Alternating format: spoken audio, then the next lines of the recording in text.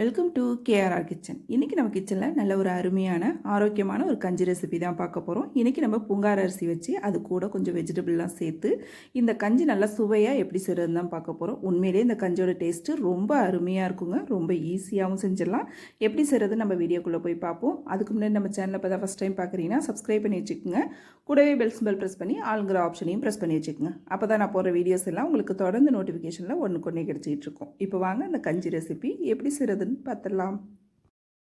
இப்போ இந்த கஞ்சி செய்யறதுக்கு பார்த்தீங்கன்னா 1 டம்ளர் அளவுக்கு பூங்கார் அரிசி எடுத்து நல்லா கழுவிட்டு நல்லா ஒரு 8 மணி நேரத்துக்கு மேலேயே ஊற வச்சு வச்சுருக்கேங்க. நான் நைட்டே ஊற போட்டேன். நல்லா ஊறினுச்சு அப்படின்னா கஞ்சி நமக்கு நல்லா வெந்து சாஃப்டாக கிடைக்கும். அதனால் நல்லா ஊற வச்சு எடுத்துக்கோங்க. நைட்டு செய்ய போகிறீங்கன்னா காலையிலே ஊற போட்டுருங்க. இப்போ ஊற வச்ச அரிசியை தண்ணிலாம் வடித்து எடுத்துருக்கேன். அந்த அரிசியை மிக்சி ஜாரில் சேர்த்து ஒன்றும் பாதியமாக உடச்சி எடுத்துக்குவோம். குருணை மாதிரி இருக்கிற மாதிரி ஒன்றும் பாதியமாக இது போல் உடச்சி எடுத்துக்குங்க. இப்போ அரிசி உடச்சி எடுத்துக்கிட்டேன். இப்போ கஞ்சி எப்படி செய்கிறதுன்னு பார்ப்போம். நம்ம இன்றைக்கி குக்கரில் தான் செய்ய போகிறோம். அதுக்கு பார்த்திங்கன்னா அடுப்பில் குக்கர் வச்சுருக்கேன். ஒரு 2 டீஸ்பூன் அளவுக்கு எண்ணெய் சேர்த்துக்கிறேன்.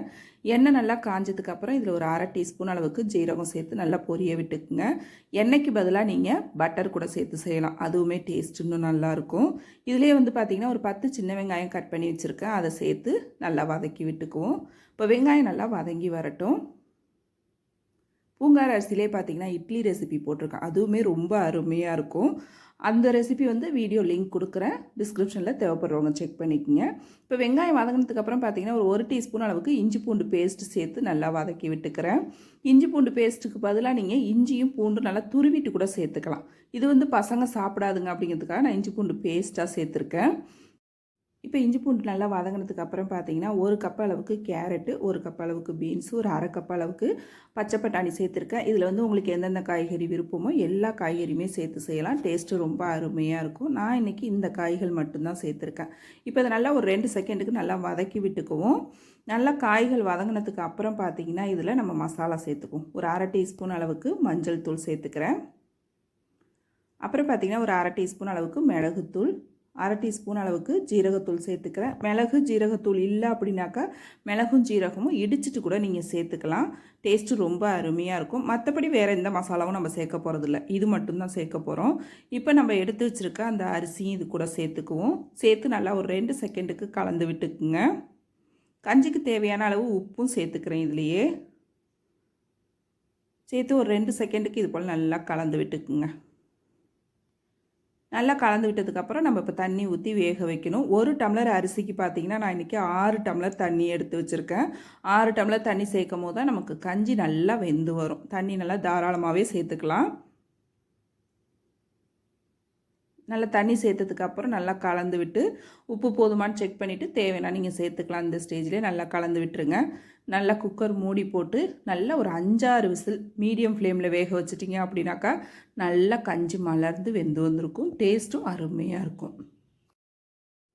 இப்போ குக்கர் மூடி போட்டு வேக வச்சு எடுத்துக்கிறேன். ஆனால் மிதமான தீயிலே வேக வச்சு எடுத்துக்குங்க. அப்போ தான் நல்லா வெந்து வரும். இப்போ வேகட்டும். வெந்ததுக்கப்புறம் நம்ம பார்ப்போம் என்ன செய்கிறதுங்கிறத. இப்போ பாருங்கள், கஞ்சி நல்லா வேக வச்சு எடுத்துட்டேன். ப்ரெஷர் எல்லாம் பார்த்திங்கன்னா தன்னால் ரிலீஸ் ஆகணும். நம்ம ஃபஸ்ட்டே ஓப்பன் பண்ணிடக்கூடாது. அப்போ தான் உள்ளே நல்லா வெந்திருக்கும். இப்போ பார்த்தாலே தெரியும் உங்களுக்கு. நல்லா அருமையாக வெந்திருக்கு பாருங்கள். திறக்கும் போதே அப்படியே ஒரு வாசனை. நல்லா கலந்து விட்டுருங்க. உங்களுக்கு கஞ்சி எந்த பக்குவத்துக்கு தேவையோ அதுக்கு தகுந்த அளவு நீங்கள் தண்ணி சேர்த்து இதை அட்ஜஸ்ட் பண்ணிக்கணும். நல்லா கலந்து விட்டுக்குங்க. இதே பக்குவத்துக்கு வேணாலும் நீங்கள் வச்சு சாப்பிட்டுக்கலாம். இல்லை கொஞ்சம் சில பேருக்கு பார்த்தீங்கன்னா தண்ணியாக சாப்பிட்றது தான் பிடிக்கும். அப்படின்னா நீங்கள் கொஞ்சம் வெதுவெதுப்பான தண்ணி தான் இதில் சேர்த்து கலக்கணும். பச்சை தண்ணி சேர்க்கக்கூடாது. இப்போ இதை லைட்டாக மசிச்சு விட்டுக்கிறேன். லேசாக மசிச்சு விட்டாலே போதும். நல்லாவே வெந்திருக்கும். லேசாக நம்ம மசிச்சு விட்டால் போதும். இப்போ நல்லா கலந்துக்கிறேன். இதிலே பார்த்தீங்கன்னா கொஞ்சமாக தண்ணியை சேர்த்துக்கிறேன். ரொம்ப திக்காக இருக்குது, அதனால் கொஞ்சமாக சுடு தண்ணி சேர்த்து நல்லா கலந்து விட்டுக்கிறேன். இப்போ இதில் பார்த்திங்கன்னா நல்லா கலந்து விட்டதுக்கப்புறம் கடைசியாக கொஞ்சமாக கொத்தமல்லி தழை தூவி நல்லா கலந்து விட்டோம்னா போகிறோம். இதிலே உங்களுக்கு விருப்பம்னா தேங்காய் பால் ஊற்றி கூட சாப்பிட்லாம். அதுவுமே டேஸ்ட்டு இன்னும் சூப்பராக இருக்குங்க. நான் இன்றைக்கி தேங்காய் பால் சேர்க்கலை. வெயிட் லாஸில் இருக்கிறவங்களாம் இந்த கஞ்சி ரொம்ப தாராளமாக எடுத்துக்கலாம். டேஸ்ட்டும் அருமையாக இருக்கும். அவ்வளோதான், நம்மளோட பூங்கார் அரிசி கஞ்சி ரொம்ப சூப்பராக அருமையாக ரெடி ஆகிடுச்சு பாருங்கள். டேஸ்ட்டும் அருமையாக இருக்கும். கண்டிப்பாக அந்த கஞ்சி ரெசிபியை ட்ரை பண்ணி பாருங்கள். ட்ரை பண்ணி பார்த்துட்டு எப்படி இருக்குன்னு எனக்கு கமெண்ட் பண்ணுங்கள். என்னோட இந்த ரெசிபி பிடிச்சிருந்ததுன்னா லைக் பண்ணுங்கள், ஷேர் பண்ணுங்கள்.